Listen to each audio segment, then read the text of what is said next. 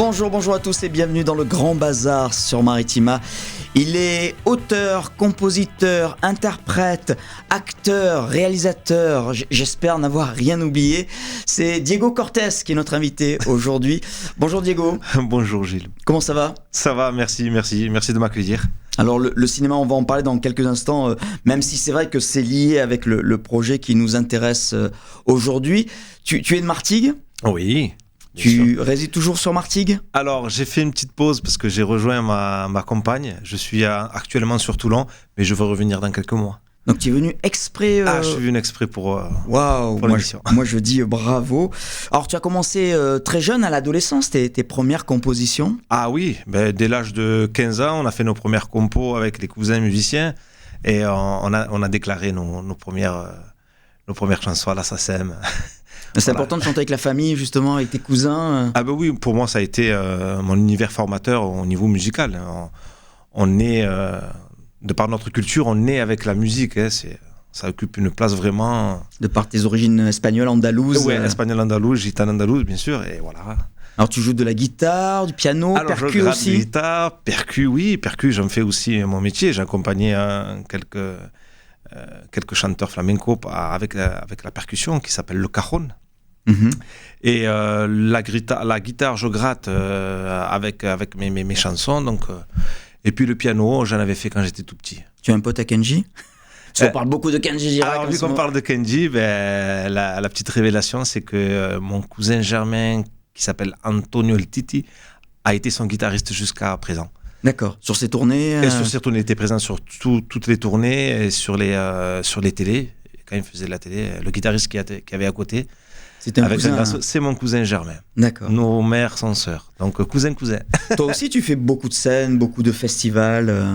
Oui, on a eu fait des podiums, festivals sur Nîmes notamment, des scènes sur Paris. Alors j'ai eu l'occasion de jouer sur le Grand Rex, où j'ai accompagné Paco Lobo, un chanteur espagnol de flamenco. Le Grand Rex à Paris. Oui, le Grand Rex à Paris, c'était magnifique. Scène mythique. Scène mythique, j'en garde un excellent souvenir, vraiment.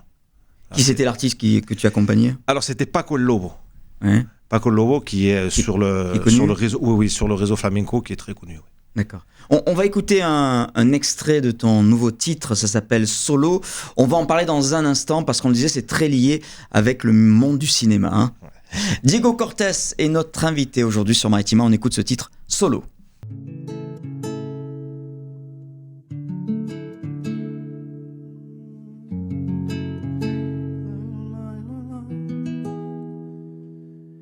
Solo, me marcho solo por el camino de gran dolor. Solo, camino solo, sin el cariño de tu amor. Amargo recuerdo que a mí me dejó, con daño mi alma aquí se quemó. No tengo remedio, no tengo salida para lo que pasó. Solo avec Diego Cortés, très belle chanson, très joli clip aussi qui a été tourné à Martigues. Martigues avec de gros moyens, il y a des belles vues aériennes, il y a un drone, il y a... Oui, alors on a fait appel au drone justement pour faire des plans vus du ciel tout simplement et qui donnent des vues extraordinaires. C'est facile d'avoir les autorisations pour tourner avec un drone au-dessus d'une ville ? Oui, il suffit de faire la demande. Tout simplement, et parce qu'il y a des zones où on a le droit, des zones où on a moins le droit. Bon, c'est assez technique. Hein, là, il y a des zones où, par exemple, si on s'approche trop d'un aéroport, par exemple, je sais que là, on peut pas. Et puis même, pour certains drones, le drone ne décolle pas de lui-même. D'accord. Ouais. Certaines drones sont équipées de ces autorisations entre guillemets ou d'interdiction. Oui. D'accord. Sur certaines zones. J'ai reconnu une comédienne dans le clip, Stéphanie Herrero. Ah oui, Stéphanie. Les Princesses de Mars qu'on connaît bien quand on fait des plateaux musique avec Maritima. Oui, super chouette, ça s'est super bien passé. Justement, c'est. Ah non, ça s'est pas bien passé parce que tu te disputes avec elle. D'ailleurs, apparemment violente dispute. Hein, ça a l'air de crier. Hein, C'est une scène de rupture, effectivement. C'est une scène de rupture et qui révèle un petit peu Justement, on parle d'extrait, donc on parle un peu de cinéma. Voilà, c'est là où on fait peut-être le lien.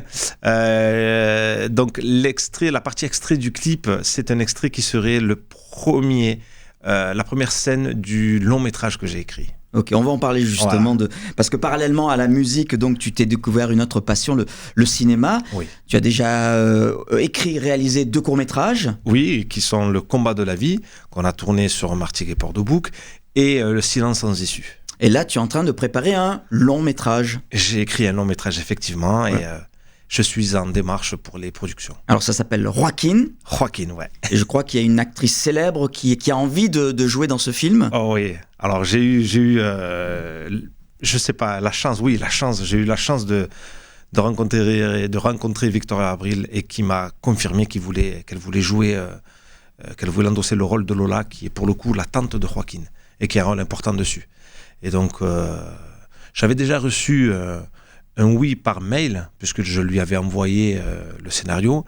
Et puis quelques semaines après... Et pourquoi elle a accepté ? Parce que vous avez des origines espagnoles, elle et toi ? Ou alors parce que le scénario lui a plu ? Parce que... Je pense que le personnage lui a plu, puisqu'il y a... son personnage révèle un peu les traits de caractère qu'on connaît chez Victoria Abril. Femme affirmée, n'hésitant pas à donner un coup de balai aux règles moralistes pour elle vivre la vie qu'elle veut mener. Et c'est un petit peu ce que je retrouve chez le rôle de Lola. D'accord. Alors tu es réalisateur, tu es comédien aussi, on t'a vu sur quelques séries télé. Oui. No Limites. No Limites, j'ai fait quelques apparitions sur No Limites, j'ai joué aussi à Plus belle la vie. Braco aussi, c'est vrai, j'ai fait une toute petite apparition, mais j'ai joué sur Braco. Tu as fait l'acteur studio à Paris, tu as été à l'école Alors j'ai été à Casting International, D'accord. Sur Paris, dans le 9e, s'il me semble. J'ai fait mes classes bas, et puis j'ai fait d'autres stages de perfectionnement aussi. Alors si tu avais à choisir entre le cinéma et la musique, là maintenant. Ah là là. Question difficile, réponse difficile. Oui, je ne saurais pas. Parce que si on m'enlève la musique, on m'enlève cette espèce de vibration qui fait que je suis heureux tous les jours. Et je dirais, le cinéma, c'est pareil. En fait, ce sont des messages. Comment je peux pas faire un choix. Ouais, c'est compliqué. C'est vraiment compliqué. Vraiment. Non, je peux pas faire un choix. Trop difficile. C'est trop difficile. Diego Cortés était notre invité aujourd'hui sur Maritima. Merci beaucoup, Diego. Merci, Gilles. Merci d'avoir fait le trajet depuis Toulon. Le voyage, on va dire le petit voyage depuis Toulon. On va écouter donc Solo. On rappelle donc que c'est la future bande originale du film Joaquin. Oui. Voilà, le démarrage du film, on n'a pas encore tu attends les financements, la production. C'est ça. Voilà. C'est ça. Bon, on espère en tous les cas que ça va se concrétiser, se réaliser. Merci beaucoup, Diego. Merci. Et à très vite. On l'écoute Solo. Solo, me marcho solo por el camino de gran dolor. Solo, camino solo, sin el cariño de tu amor.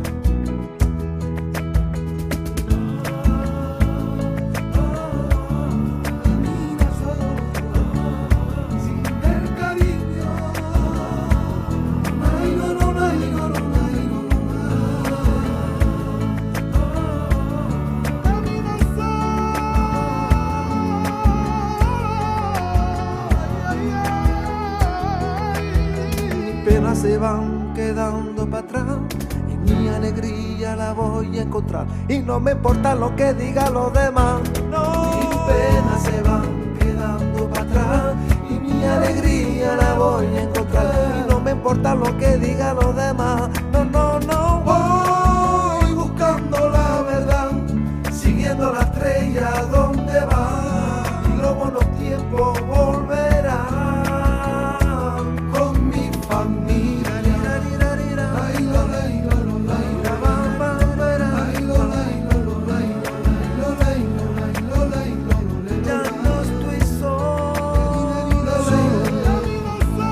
Camino solo.